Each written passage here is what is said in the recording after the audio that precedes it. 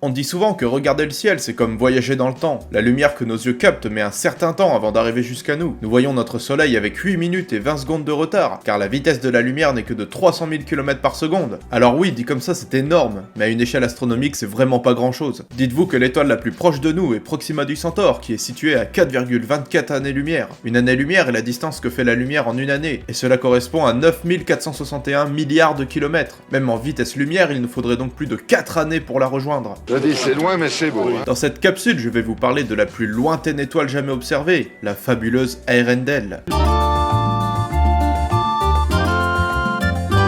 Salut les jeunes, je suis Tillinghast et aujourd'hui on regarde une étoile lointaine, très lointaine. Depuis 1990, le télescope spatial Hubble est en orbite et nous permet d'observer et d'étudier le cosmos. Il est par exemple le premier à avoir sondé l'atmosphère d'une exoplanète et est à l'origine de ces magnifiques clichés qui nous font rêver. Le 30 mars 2022, Hubble a mené une enquête sur une lentille gravitationnelle causée par la présence de l'amas de galaxies WHL 0137-08. Un nom vraiment facile à retenir. Cette déviation de la lumière agit comme une loupe et se produit grâce à l'action de la gravitation qui permet de courber la lumière aux abords d'un objet massif. C'est ce que l'on voit autour du trou noir dans le film Interstellar par exemple. Eh bien cette lentille a permis la découverte de l'étoile Eärendel, et le 30 juillet 2022 c'est le télescope spatial James Webb, en orbite depuis décembre 2021, qui prend en photo l'étoile. Son nom signifie étoile du matin en vieil anglais, et c'est aussi une référence à Eärendil, un demi-elfe provenant du Silmarillion de J.R.R. Tolkien. Elle est située à 28 milliards d'années-lumière de la Terre. Je répète, 28 milliards d'années-lumière, soit ce colossal nombre de kilomètres. Elle aurait été invisible sans l'action de la lentille.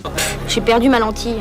Qui a grossi sa lumière 1000 fois. L'image a mis 12,9 milliards d'années à nous parvenir. Donc vous regardez littéralement l'image d'un fantôme, car elle est morte depuis très longtemps des suites d'une supernova, après quelques millions d'années d'existence. Selon les astronomes, il s'agit d'une unique étoile mesurant 50 à 100 fois la masse de notre Soleil. Son étude est actuellement en cours pour déterminer si, de par son grand âge, elle ferait partie des hypothétiques étoiles de population 3, c'est-à-dire les premiers astres existants avant la formation des galaxies, et qui sera apparu juste après le Big Bang, il y a 13,8 milliards d'années. Si cette capsule vous a plu, n'oubliez pas de vous abonner et de clocher, vous connaissez la chanson. Quant à moi, je vous retrouve dans une prochaine vidéo. Salut les jeunes!